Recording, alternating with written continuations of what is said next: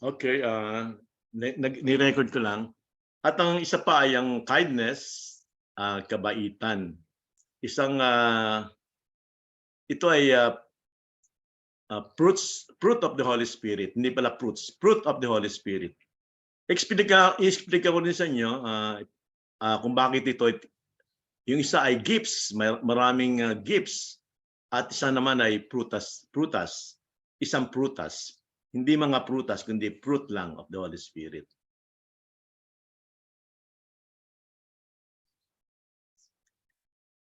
Ay, nawala. Kaya ayaw mag-move.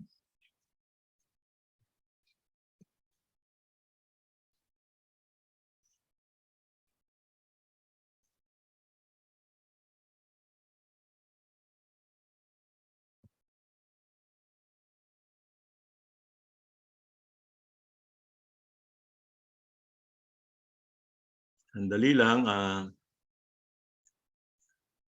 Ayan. Pasensya na kayo at nag-stuck yung aking laptop, yung aking computer. Ang sabi nga dito, ang gifts of the Holy Spirit ay bubuhayin at bubuuin ang body. Ang body and church. Ito ay isa sa mga miracles na magiging topic natin today ay one of the gifts. At ang pangalawang topic na binigay sa akin ay fruit of the Holy Spirit. Ang sabi nga dito, bagamat ang gifts of the Holy Spirit ay bubuin at i-build ng church o kaya community o body, ang fruit naman ay magdadala sa atin sa buhay na walang hanggan. It will lead us to eternal life. So ang kindness is one of the characteristics. Explain ko sa inyong maigi kung ano ang gift of miracles at ang fruit na kindness. Ano sinasabi sa Magandang Balita, Biblia? I-review lang natin ang mga kaloob ng Espiritu Santo. I'll do this very quickly. Mabilisan lang ito kasi i-discuss naman sa inyo ito. So mayroon tayong sinasabi na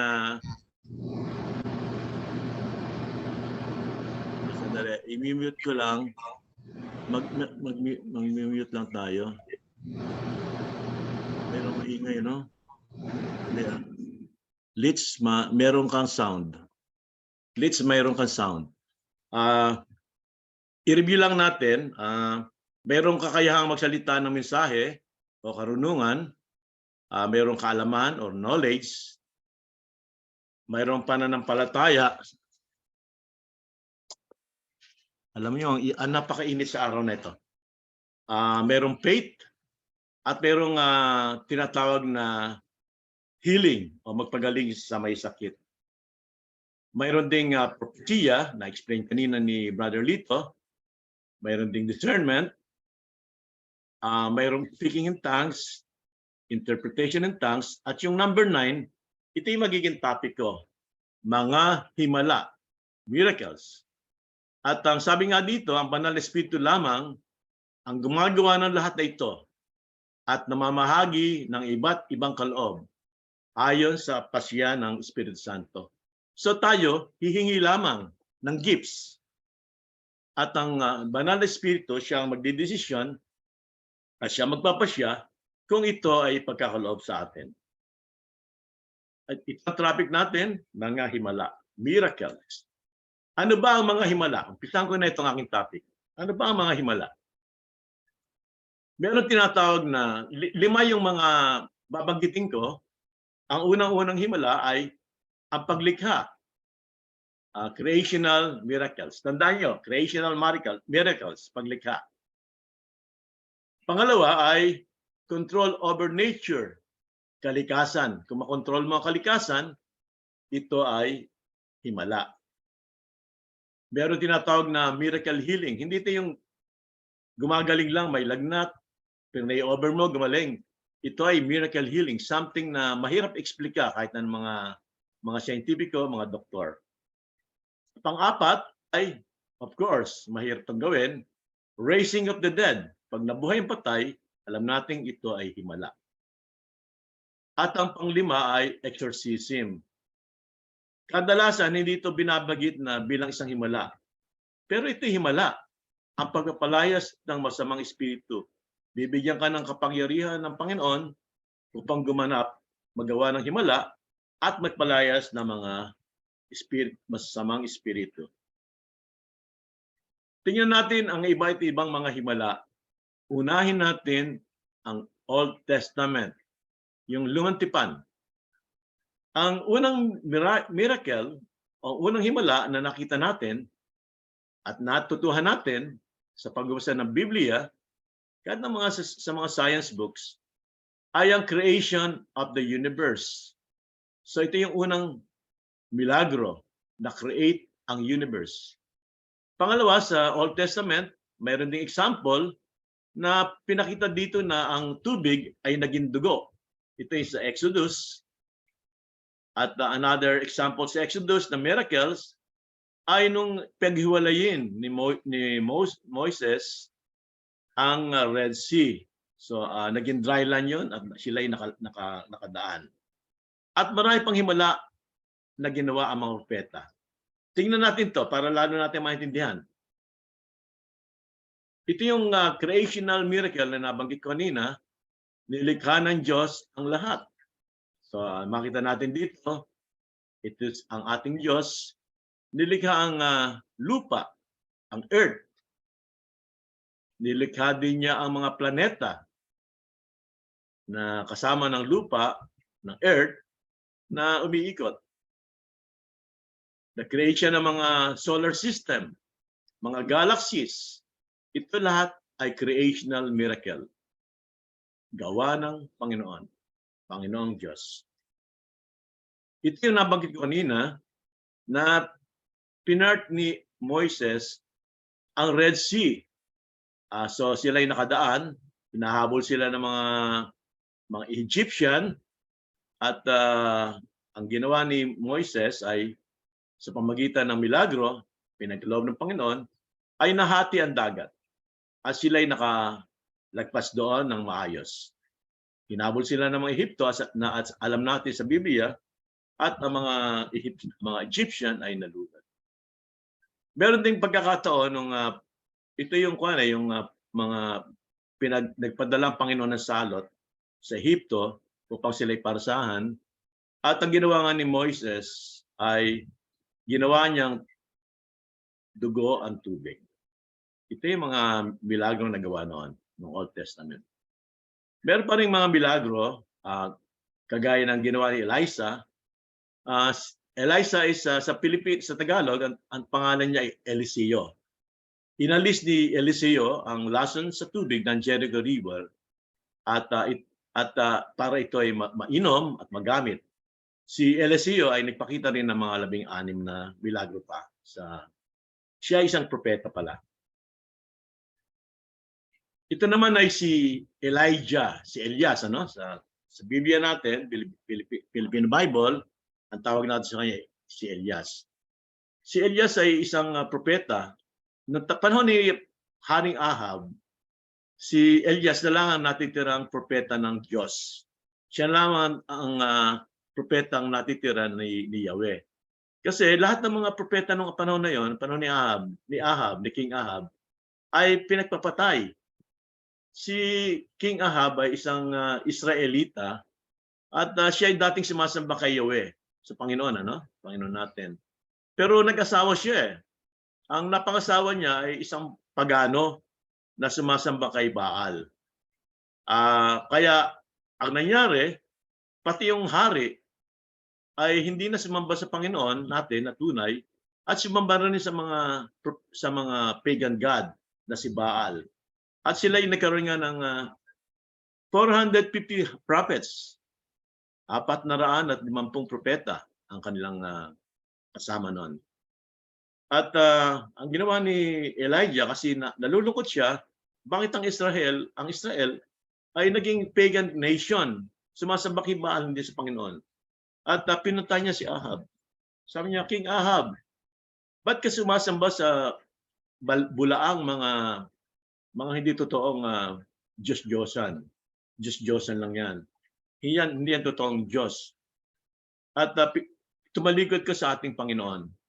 Sabi niya, kung gusto mo, para malaman natin kung sino talagang tunay na Diyos, sino ang tunay na Panginoon, padala mo ang 450 prophets mo at pag-alayan mo siya kay Baal. Mag-alay sila at tingnan natin kung ito ay magagawa nila. At ako naman, nag-iisang propeta ng Panginoon, ay mag-aalay din sa Panginoon, sa Diyos. Nagpunta nga sila sa lugar at nagpuntahan lahat ng mga tao sa Israel. Maraming nanonood sa kanila. Tinitingnan din ng mga Israelites kung sino ang tunay na Diyos. Ang ginawa ni Elias ay sinabi, sige, mauna na kayo maghandog. I-prepare ko na rin yung handog ko. At nag-prepare na nga sila ng mga handog. Sabi ni Elias sa kanila, o sige, ngayon naka-ready na yon.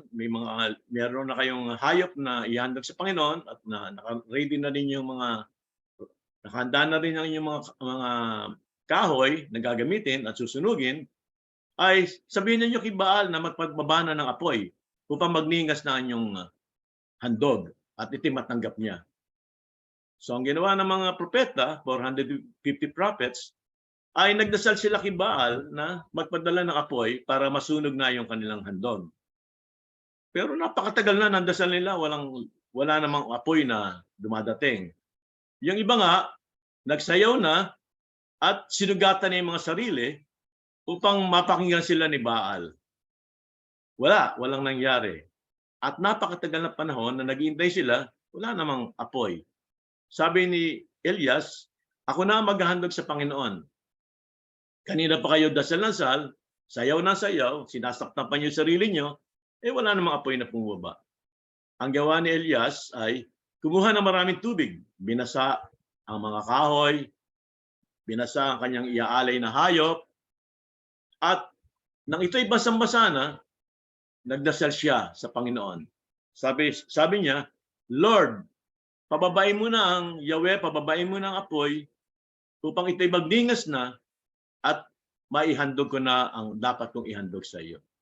At mula nga sa langit, pinababa ng Diyos ang apoy at nagningas ang binasang mga handog. Nagilala sa lahat ng mga tao at sila ay naniwala sa Diyos. So ang ginawa ng mga tao nang malaman na mga bulaan pala yung mga propeta ni Baal, ito ay pinagpapatay nila. So wala nang propeta si Baal sapagkat lahat ng propeta niya ay pinatay ng mga tao. Ito naman ay miracles ni Jesus sa New Testament para makita din natin kung ano ginawa ng Panginoon ng New Testament. Nandito pa rin yung control over nature. Ito ginawa niya sa Cana. Ito sa Cana. Ginawa niya to nung ginawa niyang alak ang tubig. Si Jesus ay naglakad din sa tubig, walking on water. Lumuwag pa nga si Peter dito kasi nawalan siya ng faith. Pero si Jesus, sa kanyang naglalakad siya ng tubig na isang miracle to. Merong tinatawag na miracle healing.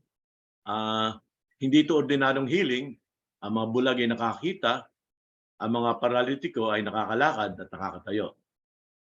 Meron ding tinatawag na exorcism, maraming exorcism na ginawa si Panginoon Jesus. At niraise niya si Lazarus mula sa kamatayan. At patay na si Lazarus, ilang araw na itong patay, pinuntahan ni Jesus upang buhayin. At ang pang-anim nga ay ang resurrection ni Christ. Tingnan natin, isang video to na ginawa ng Panginoon. Dahil dumarami ang kanyang disipulo, nagpupunta si Jesus sa iba't ibang bayan upang ituro ang kaharian ng Diyos at magsagawa ng mga milagro. Marumi siya! Lumayo kayo sa kanya! Marumi siya! Hawak ka kayo! Itong tao yan! Marumi kang tao! Lumapit sa akin! Bakit nandito ka? Tumal! Diyos, Yan! pagalingin niyo. Huwag niyo siyang hahawakan! Lumayo kayo sa kanya! Yung hawakan! Bakit sa kanya? Pahawa kayo sa kanya!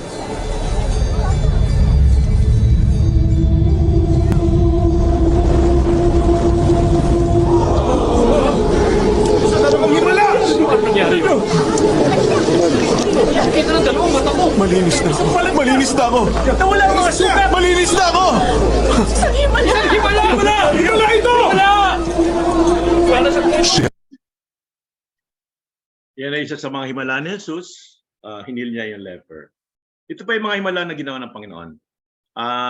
Pinatigil niya ang storm, ang bagyo.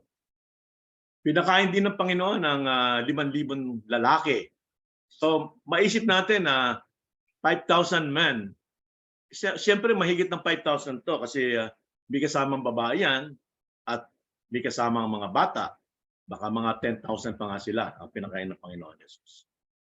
Ito yung merong isang widow, isang balo, kasi mahal na mahal nga ng Panginoon ng mga balo, ay binuhay niya ang anak ito mula sa kamatayan. Patay na yung bata at ito ay binuhay ng Panginoon. At ang isa sa pinakamalaking milagro ay yung resurrection of Jesus. So bukas, isa-celebrate natin ang Resurrection Sunday. Ngayon kasi, ang sineselebrate natin ay Holy Saturday. Sa panahong ito, ay sinasabi nila na nung panahong yon, si Jesus ay nakalibing pa. Pero bukas ay isa-celebrate natin ang resurrection ni Jesus. Ito naman ay celebration lang. Hindi naman nangyayari ito.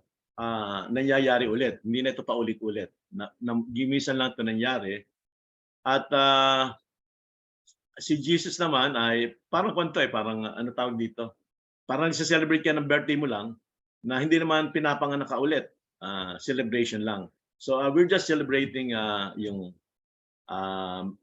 Holy Week at saka yung Resurrection Sunday tomorrow.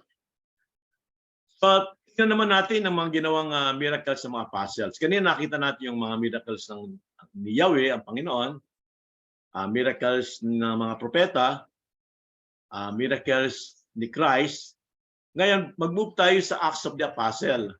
Ito naman yung mga miracles ng mga apostles. Merong ginawa si Peter no na pinagaling niya ang nagmilagro at ang lame, yung pilay, yung hindi makalakad, ay nakalakad. Mayroon ding ginawa si Peter na isang patay, si Tabitha or si Dorcas, ay binuhay ni Peter. So nakapagpapagawa, nagpe-perform sila ng miracle. Ganon din si Paul. Binuhay niya si Eutychus, at ito yung makita sa Acts 20. At marami pang mga miracles na recorded sa Acts of the Apostle. Meron mga 20 na recorded. Tingnan natin to para mas lalo natin maintindihan. So ito yung si Dorcas at si Peter ang bumuhay sa kanya mula sa pagiging patay. Patay siya dati eh. Si Peter naman ay hinil niya yung layman, isang tao na lame, hindi makalakad. Hindi kaya tumayo. At ito ay pinagaling niya. At ito naman ay yung nabanggit ko kanina, si Paul, ni-raise siya si Eutychus from the dead. So, tingnan natin yung mga miracles of the saints. So, tapos na natin yung mga apostles. Punta na tayo sa mga bagong panahon. Miracles of the saints. Meron mga tinatawag na miraculous healing. O healing na hindi ma-explain na science. Meron tinatawag na incorruptible bodies at stigmata. Ano ba yung incorruptible bodies? Matagal na silang patay pero sariwa pa ang kanilang mga katawan. Mayroon nga na 400 years ng patay, pero pag every now and then ay may dumadaloy na dugo sa kanyang katawan. Hindi ito mummified, iba yung mummified. Ito yung mga santo na nakalibing, nakaburol, na ilang taon na ang nakakaraan, pero buo pa ang kanilang katawan. Malambot pa, hindi matigas. At yung iba nga ay may dumadaloy pang dugo. At marami pang iba. Tingnan natin to. Ito yung si Saint Anthony de Padua. Ito yung nasa tahanan ng Panginoon na sineserban ni dito. Sinerban ko din to. Yung Paris doon. Na si Saint Anthony de Padua, meron isang tao na putol ang paa, naputol. Ang ginawa ni Saint Anthony Padua ay pinagdugtong ang paa. At ang taong ito ay muling nakalakad. Isipin nyo, putol ang paa, naidugtong niya, napagdugtong niya. Si Saint Benedict, ewan ko kung narinig si Saint Benedict, isa siyang santo. Actually, meron akong Rosary Saint Benedict. Binuhay niya ang patay. Patay na, binuhay pa niya. At ito'y recorded sa church history at saka sa church journal. Si Saint Ignatius de Loyola, siguro kilala niyo ito, marami siyang pinalayas ng mga masamang espiritu. Ang tawag dito ay exorcism. At isa pang miracle na nangyayari palagi ay ang tinatawag na Eucharistic miracles. Ito yung osya na nire-receive natin pag Sunday, pag nagmisa tayo. May mga osya na nung hinawakan ng pari at ito ay pinutol, ay lumabas ang dugo. Maraming klaseng, iba-ibang klaseng Eucharistic miracles na nagpapakita na ang host sa Holy Communion ay body and blood of Christ. Ito si Father Pio, may isa sa mga santo na lagi ako nagdadasal. Kasi siya ay maraming pinagaling. Mula noon pa hanggang ngayon. Noon ngang December, mayroon akong naramdaman na sakit sa aking katawan. Ang sakit-sakit ng aking tiyan. Mga 2 weeks na yon, parang hindi ko lang kung ano yung nararamdaman ko. Sabi ko, naku, napakaluga yata ng sakit ko. Ang ginawa ko, araw-araw ay nagdadasal ako kay Father Pio at saka nag-attend ng online mass niya. Kasi ang kanyang ang misa ay nanggagaling pa ng Batangas. Taga Las Piñas kami ni Lalito. Hindi ako makapunta ng Batangas. Pero mabuti may online at mayroong online mass si Father Pio. At palagi kong sinusunod yung rosary niya. Palagi kong may rosary ni Father Pio. Alam niyo, pagkatapos lang ng Christmas, alam mo, bigla akong gumaling. Magaling yung aking tiyan. Wala na. Kala ko nga, malapit na ako eh. Kukunin ako ng Panginoon, pero hindi pa pala. At ngayon ay magaling ako. So ano mga miracles ni Father Pio? Meron siyang tinatawag na 5 major miracles. Napalakan niya lumpo. May lumpo, nag-perform si Father Pio ng miracle, nung buhay pa siya, at napalakan niya to. At mayroon din bulag na nagkaroon ng paningin, nakakita. At marami siyang ginawang exorcism, nagpalayas ng masamang espiritu. At meron din siyang tinatawag na healing kahit na nasa malayo. Hindi ba si Jesus noon na may isang babae na sabi niya, mahawakan ko lang ang saya, ibaba ng saya ng Panginoon Jesus, ako'y gagaling. At siya nga'y gumaling. At si Father Pio, nagdasal siya mula sa malayo na siya'y pagalangin at siya'y gumaling. Ang isa pang kagilalas na miracle ni Father Pio nung buhay pa siya, yung tinatawag mga bilocation. Ito yung defying the laws of nature, bilocation. Ang isang tao ay nasa 2 lugar. Si Father Pio noon, kasama ng ibang pari, ay nandun ng isang concert. At habang nagko-concert, nanonood sila ng concert, napansin nila na si Father Pio ay biglang tumahimik. At parang hindi siya kumikilos at wala kanyang pag-isip sa concert. Siguro mga 5 minuto siyang ganon. Pagkatapos, after a while, ay bigla na lang siyang naging normal uli at nagpatuloy sa panood ng concert. Sabi naman, pare, ano kaya nangyari kay Father Pio? So, hindi lang maintindihan yun, ba't nagkaganon. Kinabukasan, may pumunta sa kumbento. Sabi ng tao, pwede ho bang makausap si Father Pio? Sabi ng mga nung paring nakausap, bakit naman? Gusto ko po magpasalamat. Kasi po, sa bahay namin, ay merong pong may sakit na napakalubha. At malapit na rin pong panawan. Nagdasal po kami na sana'y pagaling ni Father Pio. Dumating po si Father Pio at hinawakan yung may sakit at ito'y pinagaling. So mga kapatid kong sisters, ito yung tinatawag na bilocation. Nasa isang lugar ang isang tao. At ang pang-anim na pinakita ni Father Pio na milagro ay ang stigmata.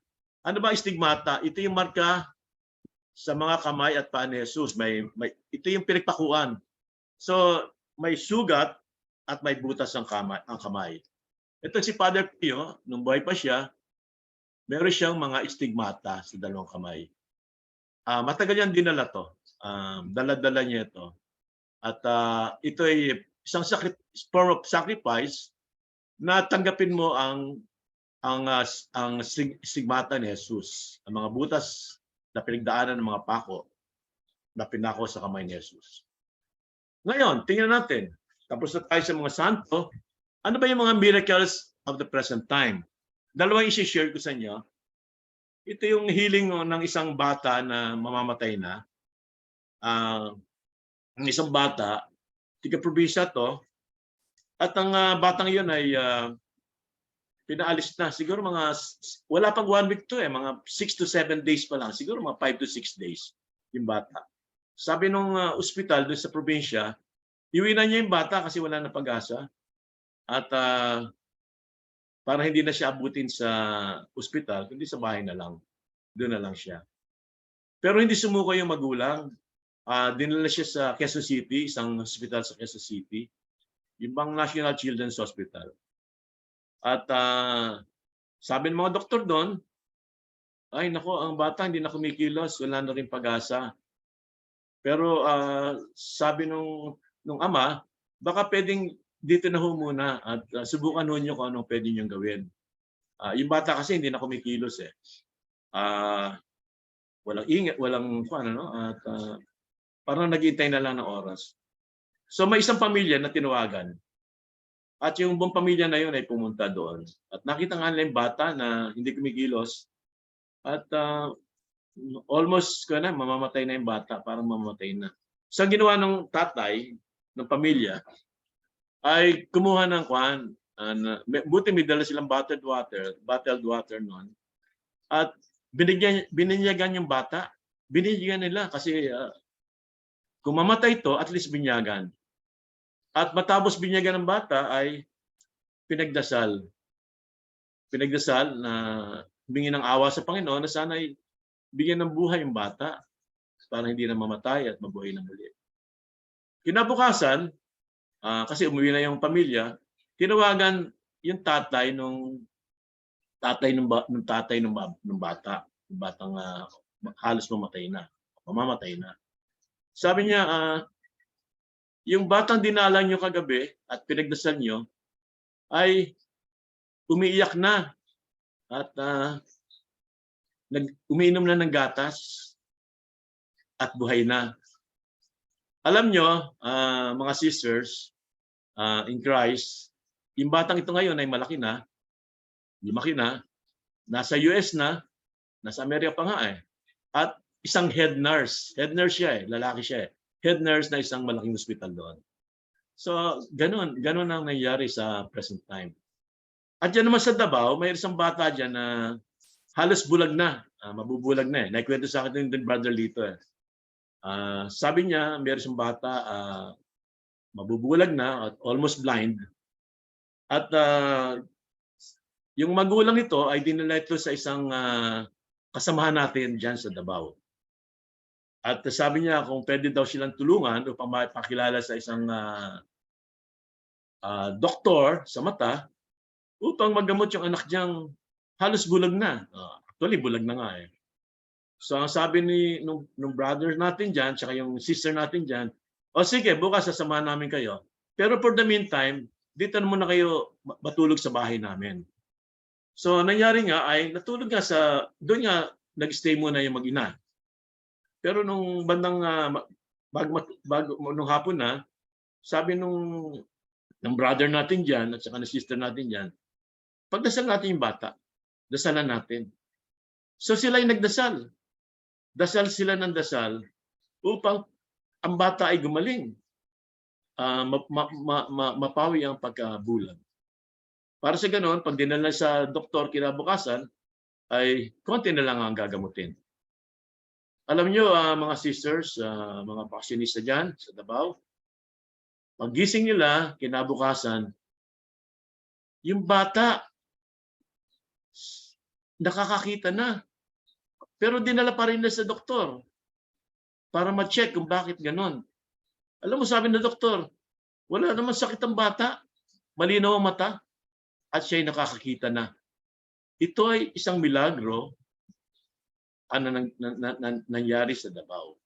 Yung unang milagro na kinuwento ko ay nangyari sa Quezon City. Ito naman pangalawa, yung batang bulag na nakakita ay gumaling at nagmilagro sa Davao City. At kilala ni Brother Lito, kilala nyo kung sino yung mag-asawang yon na nag-perform ng miracle. Ito naman yung mga himala sa present time. Ang tinatawag kong greatest transformation ay yung transformation ko. May transformation. Transformation ni Brother Lito, transformation ni Brother June, transformation ni Sister Annie, ni Brother Matley. Lahat mga nasiserve dito sa Davao. Transformation namin. Dati kami, mga salbahe din kami. Hindi kami mga mabait na tao. Pangalawa, yung transformation nyo. Alam ko, magta-transform kayo. Sa LSS pa lang, nagbabago na kayo. At ito yung transportation natin lahat. At sino ba ang gumagawa ng milagro sa ngayong panahon na ito? Yung Davao Mission Team. Yung ang leader nito si Tito Lito, Tito June at saka Tita Annie. Sila yung leader ng mga Davao Mission Team. Sila yung patuloy nagpe-perform ng miracles. Tingnan natin. Sabi nga natin dito, tayo daw dati, kayo, yung mga hindi pa, yung dati bago kayo mag-LSS, tawag dito yung mga patay kayo. Your old self is dead. Siguro, hindi kayo lahat ito, pero meron kayong mapupulot dito na kayo yon. Yung sugarol, mabisyo, ako yon. Dati ko sugarol, dati ko mabisyo. Mainitin ang ulo. Hindi ako gano'ng mainitin ang ulo. Pero siguro sa inyo, mayroong mainitin ang ulo. Sinungaling. Naku, ang daming mong sinungaling. Palaway. Hindi naman ako palaway, pero siguro sa inyo, mayroong palaway. Palaaway. Mayroong mainggitin. Mahilig mainggit. Magagalitin. O kaya yung mapagimbot, yung palaging gusto lahat, kanya. Meron ding mandaraya. Baka sarili, walang awa, matigas ang puso. At kung ano-ano pa tayo noon. Mayroon pa nga sa atin na hindi naniniwala sa Diyos. Ako noon, hindi ako sure na may Diyos. Pero ngayon, naniniwala ako talaga na may Panginoon. Ngayon, sabi nga dito, tayo ay alive. Sa Ephesians 2 at saka sa Romans 6, once we are dead, now alive. Ito yung mga himala. Yung pera sa sugal na gagamitin, talo lang, pwedeng gamitin. Pambili ng grocery, pera sa bisyo, pwedeng maging tuition fee, at pambili ng mga gamit sa bahay. At nagbago tayo. Nagbago kayo. Kayo ay mapagmahal. Mabuti. Kayo mapagbigay. joyful na kayo, masaya kayo, hindi na kayo malungkutin. Lumambot na ang puso ng matigas na puso. Naging maawain, matulungin, mahabagin, mapagpimpi. At kayo ay peaceful, mapayapa.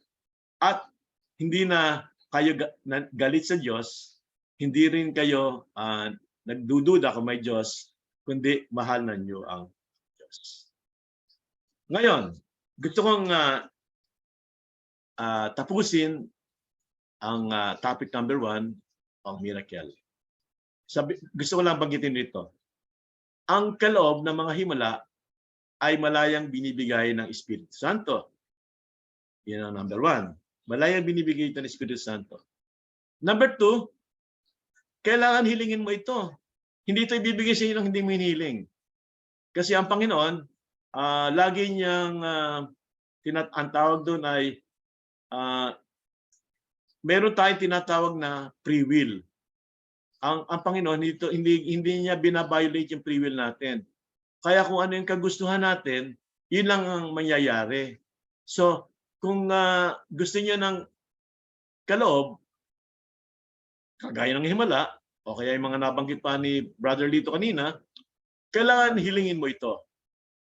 At maaaring bigyan ka ng kaloob na ito. So kung hiniling mo, pwedeng ibigay sa iyo. Pwede rin hindi ibigay. Kasi baka ibang ibigay sa inyo na mas mahalaga, na mas importante magagamit. Pangapat, desisyon nga ito ng Banal Espiritu Santo kung sino ang bibigyan. At dali lang, ayusin ko lang.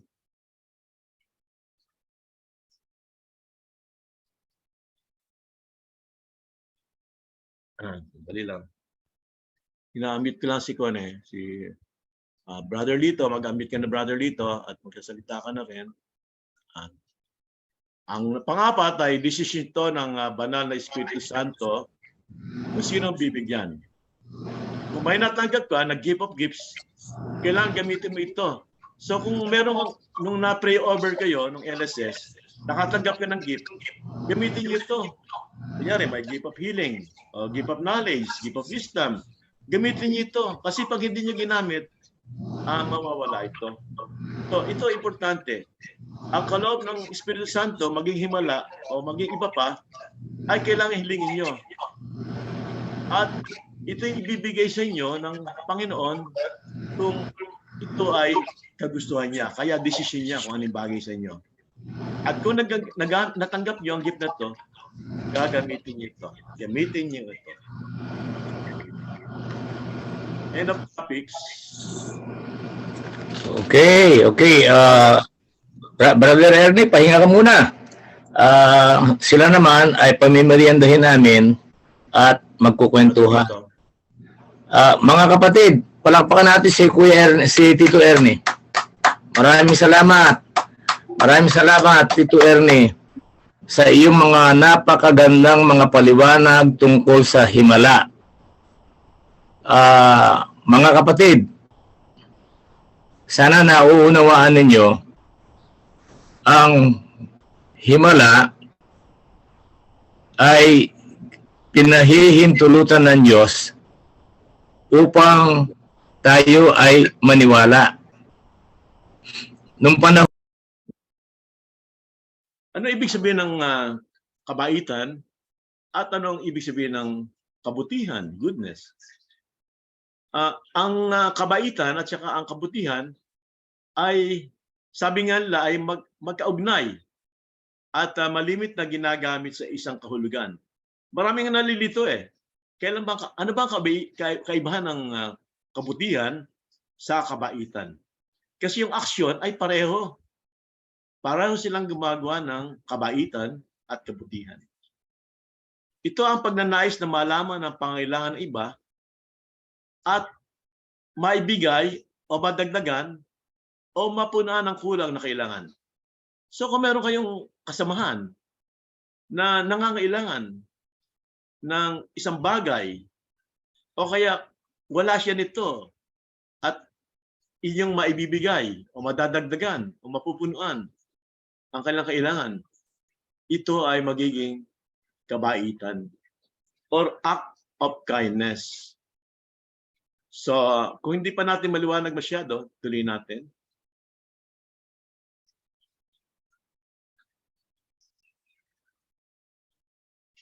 Kailangan natin.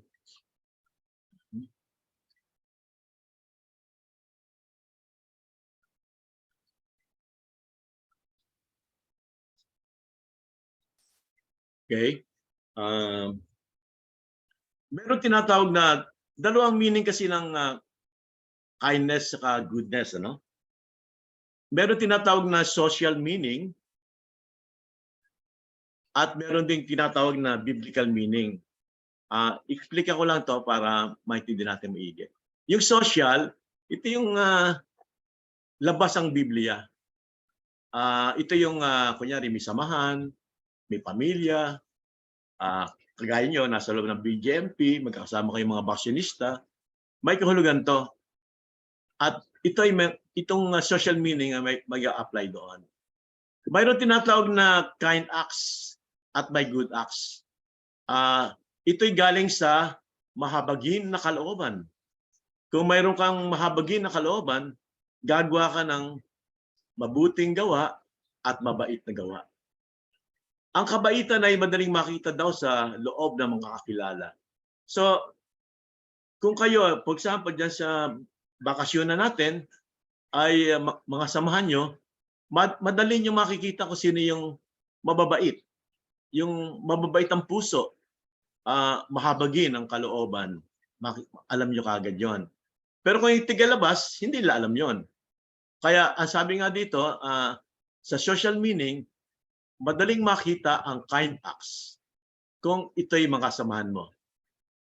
At ang kabutihan ay madaling makita kahit hindi ka kilala ng isang gumagawa ng kabutihan. Kahit na isang tigalabas ka, kung may gumagawa ng goodness, gumagawa ng kabutihan, alam nila ito'y kabutihan, kaya goodness. Kaya napakaliit ng kwan. Pagkakaiba ng kindness at goodness. Kaya nahirapang explica to. Ang kindness ay kadalasang pagiging mapagbigay at maalahanin. Generous, considerate, at helpful. Matulungin, tumutulong. Ang goodness din ay isang aksyon paggawa kung sino ang tama o nararapat sa sitwasyon. So parehong action to. Ang kindness at goodness sa social meaning ay madaling i-apply. Sabi nga nila, kung kindness, kabaitan, madaling makita kung kakilala mo siya.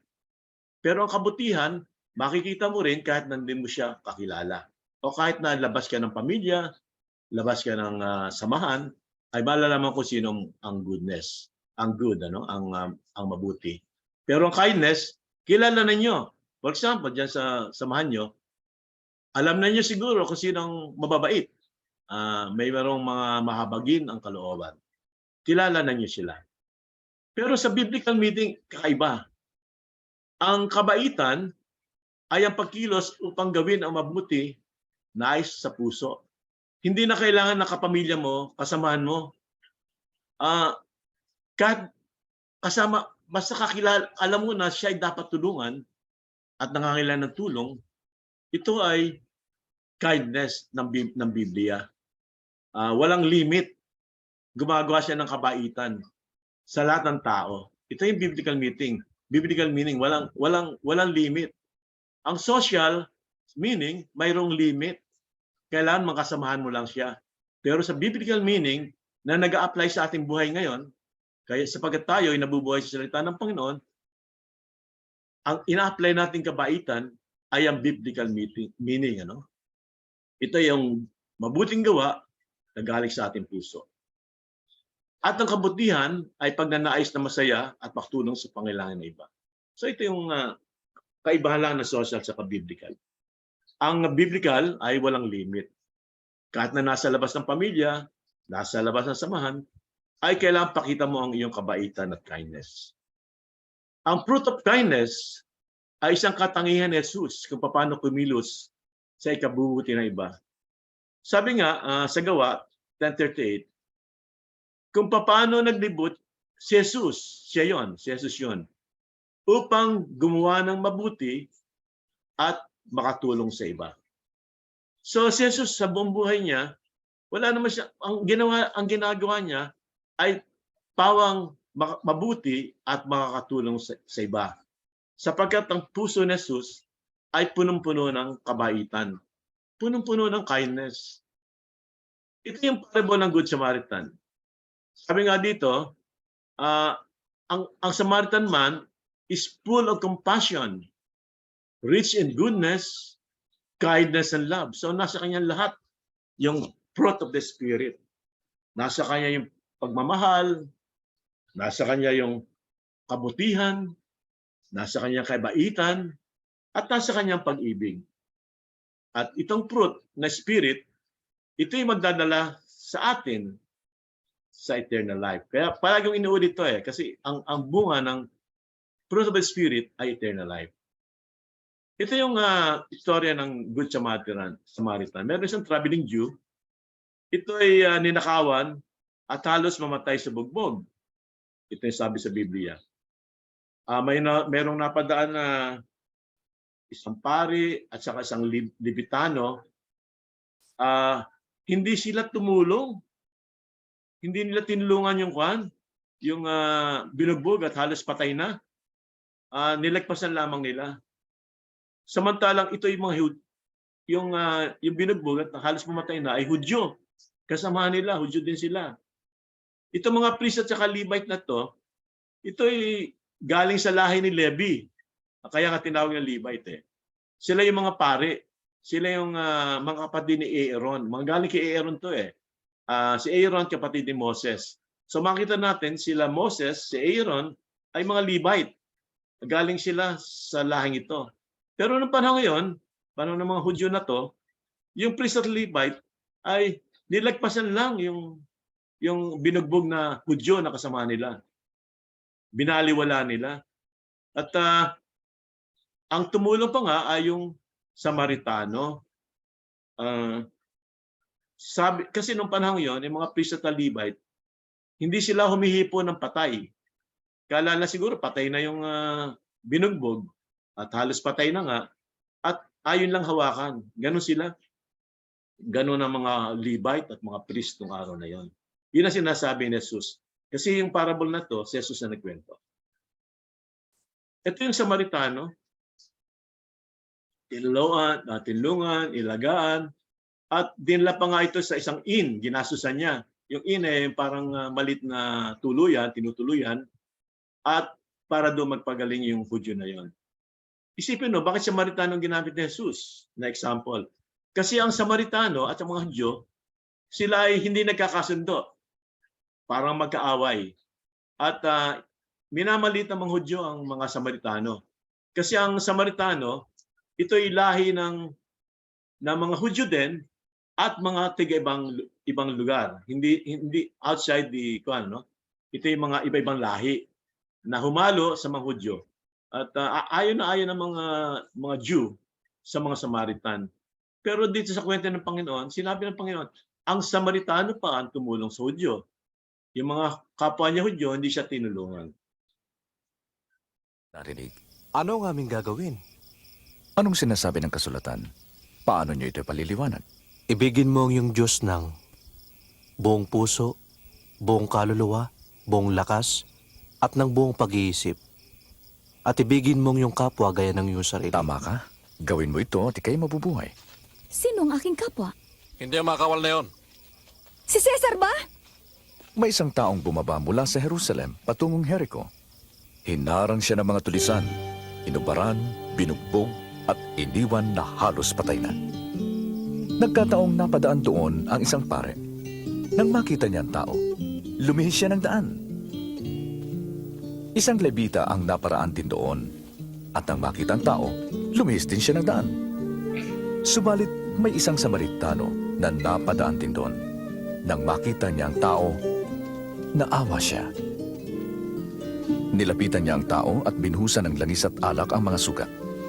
Isinakay sa kanyang asno at dinala sa bahay panuluyan para doon alagaan. Kinabukasan, binigyan niya ng pera ang may-ari. Sinabi niya, alagaan mo siya at kung kulang pa yan, babayaran ko sa aking pagbabalik.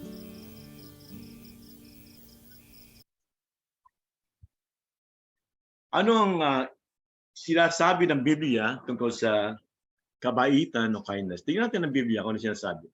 Sabi sa Luke 6:35, gawin mo sa iba ang nais mong gawin nila sa iyo. Sa Galatians naman, ang sabi dito, huwag tayong mga papagod sa paggawa ng mabuti. Hindi daw tayo dapat mapagod sa paggawa ng mabuti. At sa taga-Efeso naman, ang sabi dito ay, kailangan ay maawain tayo at mapagpatawad. At ito ang pinapangaral. At ang sa Timothy naman, ang kasamahan ng kabaitan ay ipangaral mo ang salita ng Diyos. Kaya kung ikaw ay nangangaral ng salita ng Diyos, ay gumagawa ka ng aksyon ng kabutihan, ng kabaitan. You're doing an act of kindness. Yung ginagawa sa inyo ng Davao Mission Team, ito ay act of kindness sapagkat nangangaral sila ng salita ng Diyos. Kayo ay ganun din. Kung isa sa mga katangian ng kindness ay ipangaral mo ang salita ng Diyos. So ito yung unang ulitin ko lang, gawin mo sa iba ang nais kong gawin sa iyo.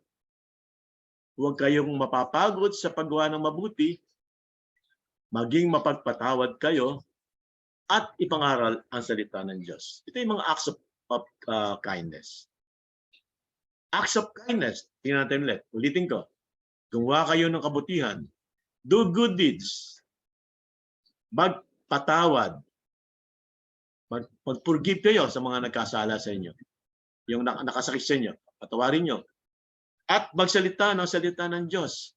Speak God's word. Diyan sa loob ng bakasyonan, sa bakasyonan natin, maraming hindi nakakilala sa Panginoon at maraming hindi pa naniniwala sa Panginoon. Magsalita kayo, kayong mga natuto, kayong mga nakarinig, kayong napuspos ng banal na espiritu. Magsalita kayo ng salita ng Diyos. Speak God's word. Ito ay act of kindness. Gumawa ng kabutihan. Kung may nagkasala sa inyo, patawarin nyo. Acts of kindness yun. At magsalita ng salita ng Diyos. Ito yung mga biblical example ng kindness sa life ni Jesus. Ang kindness na bunga ng Espiritu Santo ay katangian ni Jesus kung paano kumilos sa tao. Ito yung paggawa ng kabutihan sa kanila o sa kapwa. Jesus, pinakita sa buhay niya kung paano siya naglibot upang gumawa ng mabuti at makatulong sa iba. Nagpagaling siya ng sakit, pinakain ng mga nagugutom, nagturo ng salita ng Diyos, nagmahal at nagmalasakit, lalong-lalo na sa mga balo at ipinagtanggol ng mga bata. Si Jesus ay nabuhay ng 33 years na perfect life of kindness.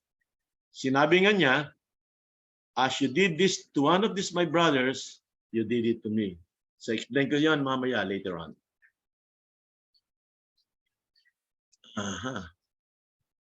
Ito yung Jesus, pinagaling niya mga may sakit. Act of kindness. Yung mga nangailangan ng bulag, yung mga bulag, yung kailangan makalakad, yung mga ketungin, may mga sakit. Pinagaling ng Panginoon. It's an act of kindness. Nagugutom mga tao. Walang makain. Pinakain niya ang 5,000 na lalaki. So, mahigit nga na 5,000 to. This is an act of kindness. It's a miracle, but also an act of kindness. At ito ay importante, teaching the people. It's an act of kindness. Yung ginagawa ng Davao Mission Team, nila Tito Lito nyo, nila Tito June, Tita Annie, tinuturuan kayo, sinasabi yung salita ng Panginoon. It's an act of kindness. Kaya kayo expected din na doon sa mga hindi pa nakakilala sa Panginoon, yung mga hindi pa naniniwala, magsalita kayo, sabihin nyo, ang natutuhan nyo, at ito'y magiging act of kindness. Ito, no, mga importante ito sa buhay ni Jesus sapagkat pinakita dito na mahal na mahal ni Jesus sa mga balo. So, binuhay ni Jesus yung balo. Kasi ang mga balo ay wala nang inaasahan. wala na yung lalaki, siya na lang inaasahan. At mahal na mahal ni Jesus sa mga balo. Yung mga walang tumutulong. Pag tinulungan natin, kagaya natin, hindi naman kailangan balo. Ito lang yung mga tao na walang makakatulong na tinulungan natin. Ito yung act of kindness. Kaya nga si Jesus, isa sa kanyang mga katangian ay ang pagmamahal niya sa mga balo. At nung makita niya na namatay yung anak ng isang balo, ito yung anak niya sa Nain ng bayan, ay naawa si Jesus. Nang makita siya ng Panginoon, ang balo, ang Panginoon ay nahabag. Sinabi ni Jesus sa balo, huwag kang umiyak. At lumapit niya si Jesus at hinipo ang kinalagyan ng patay. At lahat ng bumubuhat dito ay tumigil. Sinabi niya sa patay na binata, bumangon ka. At ang tao, ang namatay, ay umupo at nagsimulang magsalita. At ibinalik siya ni Jesus sa kanyang inang balo. Mahal na mahal ni Jesus ang mga balo. Yung mga nangangailangan ng tulong, ipinagtatanggol niya. Ganon din ang nung nakita ni Jesus na may mga isang babaeng balo na mahirap, naguhulog siya ng kanyang tawag dito sa templo ng kanyang donation. At marami naman mayaman na naguhulog din ng malaking halaga. Nung dumating nga yung balo, naghulog siya ng 2 kusing. Sabi ni Jesus, naghulog siya ng 2 kusing. Samantalang yung mayayaman ay napakalaki ng halaga na hinuhulog. Pero sabi ng Jesus, ang totoo niyan, ang 2 balong ito ang naghulog na higit sa lahat. Sapagkat ang hinulog niya ay lahat ng kanyang kayamanan. Sapagkat lahat ng naibigay mula sa kasaganaan na sobra-sobra lang, ito yung hinuhulog ng mayayaman. Ngunit ang balong ito, ang babaeng ito, sa kabila ng kanyang kahirapan, ay nagbigay ng kanyang kabuhayan.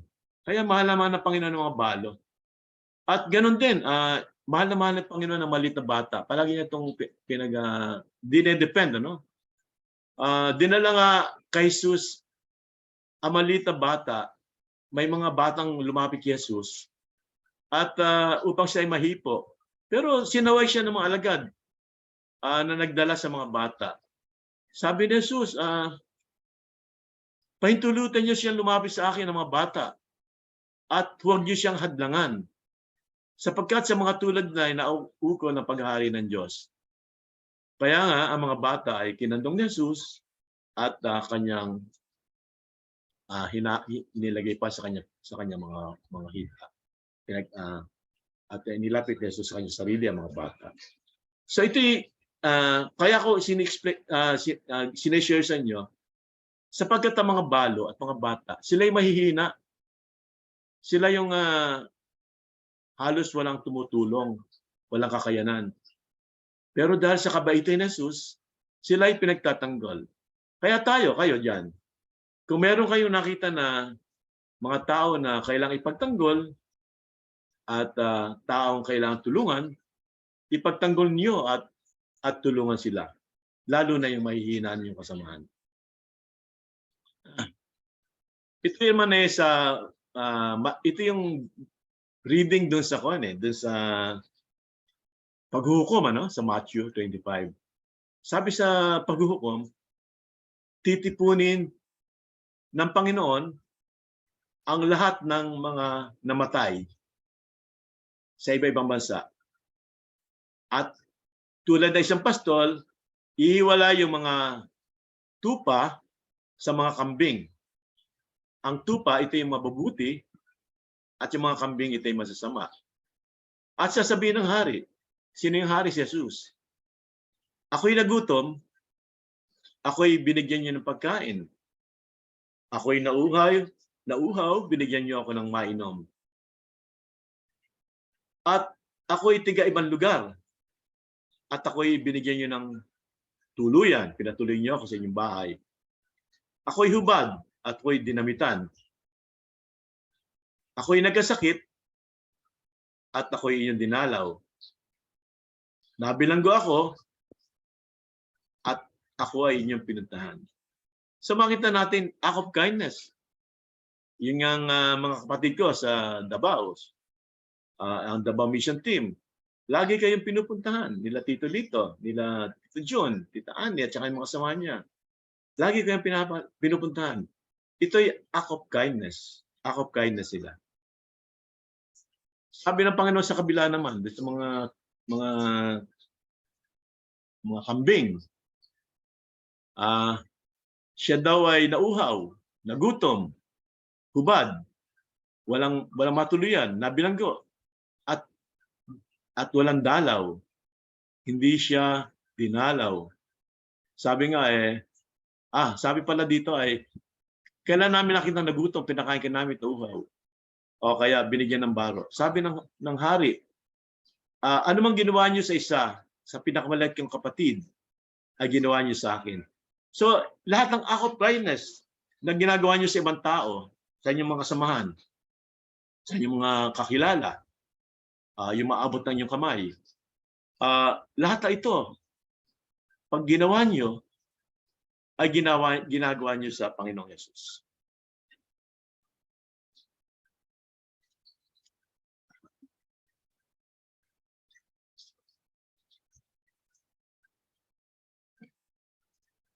Sabi ng Panginoon, sa mga hindi tumulong, hindi nagkait ng tulong, hindi gumawa ng kabaitan, sila ay pupunta bibigyan ko sila sila ay mapupunta lamang sa kaparusang walang hanggan.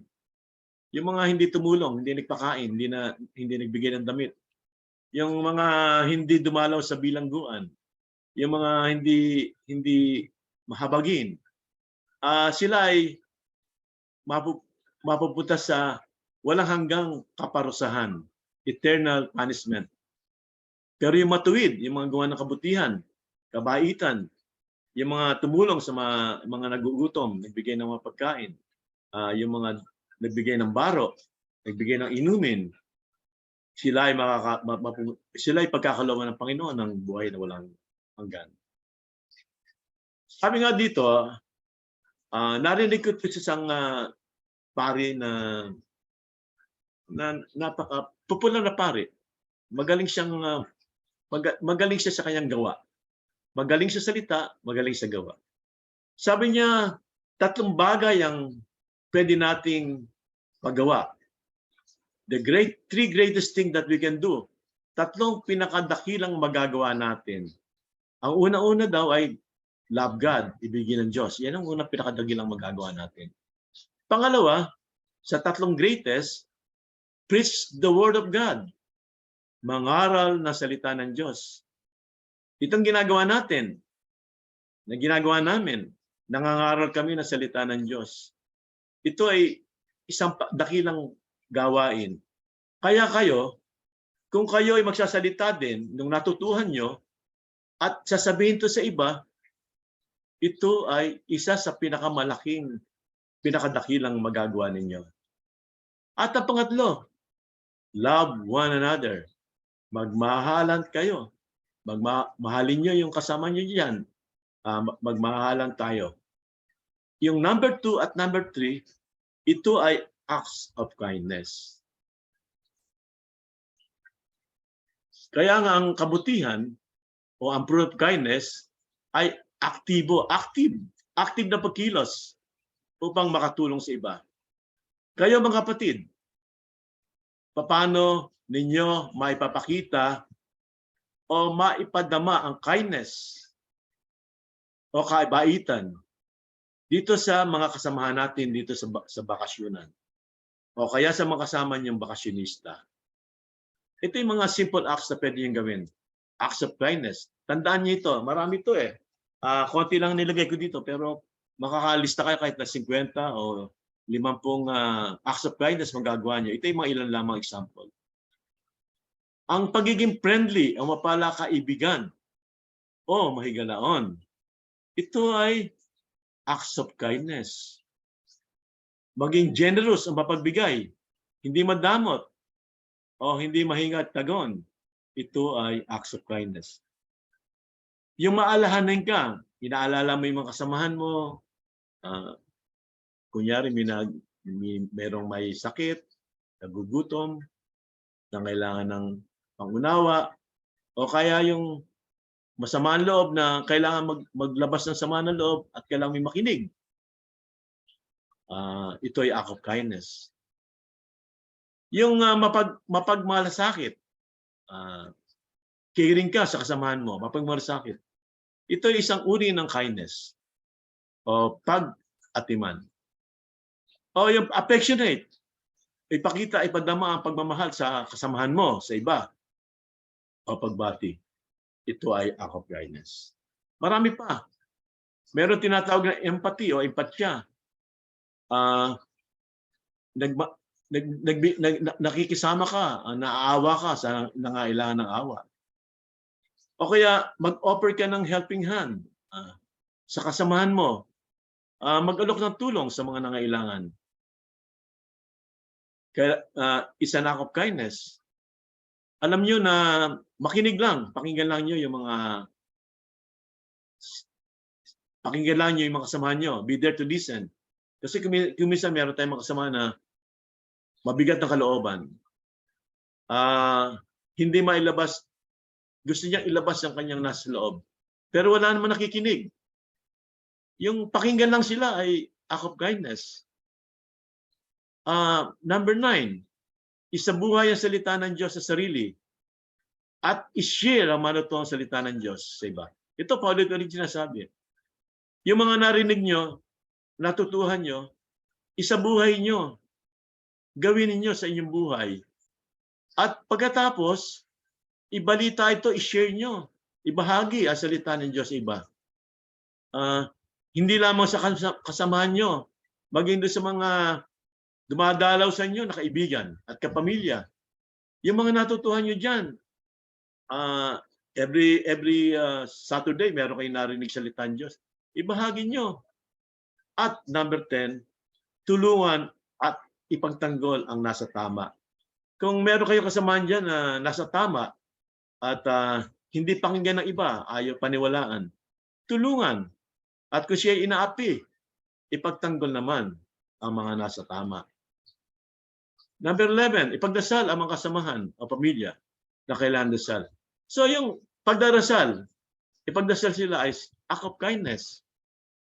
Kung may natanggap kang kaloob ng Espiritu Santo, gamitin ito sa mga nangailangan. Kung binigyan kayo ng word of wisdom, word of knowledge, kung meron kayong gift of healing, at kung ano man yung natanggap nyo, kung meron kayong miracle na natanggap na kaloob ng Espiritu Santo, yung sa unang topic natin, gamitin ito sa mga nangailangan. Tumulong at magpasaya, lalo na sa mga nalulungkot. Kung may nalulungkot kayong kasamahan, siguro down sila, depressed sila, tulungan natin sila upang mapasaya. Ang magpasaya ng taong nalulungkot ay act of kindness. Ay act of kindness, ay kabaitan. At marami pa kayo na magagawa ng kabaitan. Ito ay ilan lamang. Pwede kayong maglista. Siguro, maglista kayo kung after itong ating growth series, mamaya pag nagdasal kayo, o kaya bukas ng umaga pag nagdasal kayo, ilista niyo kung ano yung pwede niyong gawing kabaitan dyan sa BGMP. Sapagkat ito yung mga nabing 14 ay ilan lang. Marami pa kayong mga pwedeng gawin. Ito si Jesus, kahapon, nag-celebrate tayo ng pagpako ni Jesus.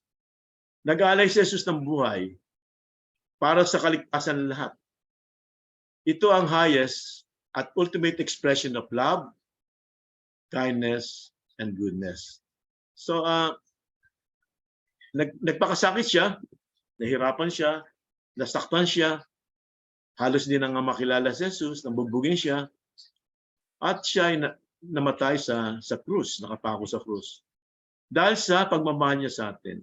Ito yung pinaka-highest and ultimate expression of love, kindness, at goodness ni Jesus na ginawa sa atin.